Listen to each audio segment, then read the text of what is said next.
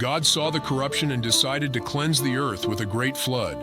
However, Noah found favor in God's eyes because he was a righteous man. God instructed Noah to build an ark, a large vessel made of gopher wood and sealed with pitch inside and out. God gave Noah precise dimensions for the ark. It was to be 300 cubits long, 50 cubits wide, and 30 cubits high.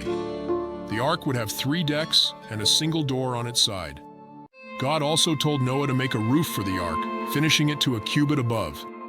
This immense structure was designed to withstand the cataclysmic floodwaters that were to come. God commanded Noah to bring into the ark 2 of every kind of living creature, male and female, along with enough food to sustain them. Noah was also to bring 7 pairs of every clean animal and 1 pair of every unclean animal. Noah obeyed all of God's instructions, demonstrating his unwavering faith and obedience. When the ark was completed, God told Noah that the flood would come in 7 days. Noah, his wife, their 3 sons, Shem, Ham, and Japheth, and their wives entered the ark along with the animals. God himself shut them in, ensuring their safety as the deluge began.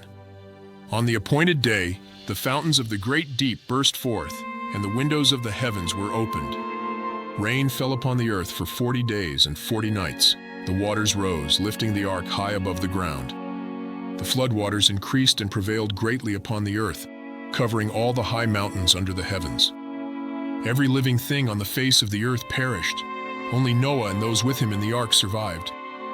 After 150 days, God remembered Noah and all the animals in the ark. He caused a wind to pass over the earth, and the waters began to recede.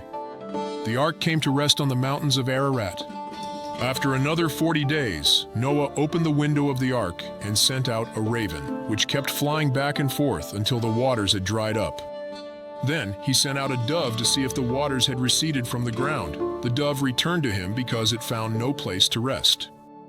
After 7 more days, Noah sent the dove out again, and this time it returned with a freshly plucked olive leaf. Noah knew the waters had receded. He waited another 7 days and sent the dove out again, and it did not return. God then instructed Noah to come out of the ark with his family and all the animals. Noah built an altar to the Lord and offered burnt offerings of every clean animal and bird.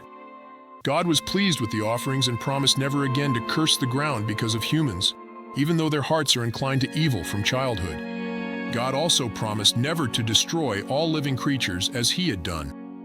As a sign of this covenant, God set a rainbow in the clouds, declaring that whenever the rainbow appears, he will remember the everlasting covenant between him and all living creatures on the earth. This covenant was not only a promise to Noah, but also to all future generations. It signifies God's mercy and commitment to preserving life despite human shortcomings. The story of Noah's Ark teaches us about judgment, salvation, and the faithfulness of God. Noah's obedience and trust in God serve as an enduring example for us to follow. Despite the wickedness around him, Noah remained steadfast in his faith, demonstrating that righteousness and trust in God can lead to salvation. After the flood, Noah and his family were given a new beginning. God instructed them to be fruitful and multiply and fill the earth. This directive mirrors the original command given to Adam and Eve, emphasizing the renewal and continuation of God's plan for humanity. The story also illustrates the seriousness with which God views sin and the lengths to which he will go to restore righteousness. The flood was not just a punishment, but also a purifying act to reset creation and offer humanity a fresh start.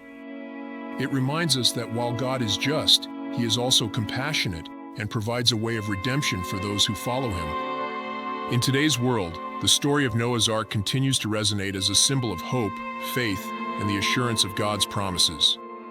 Whenever we see a rainbow, we are reminded of God's covenant and his everlasting love for his creation.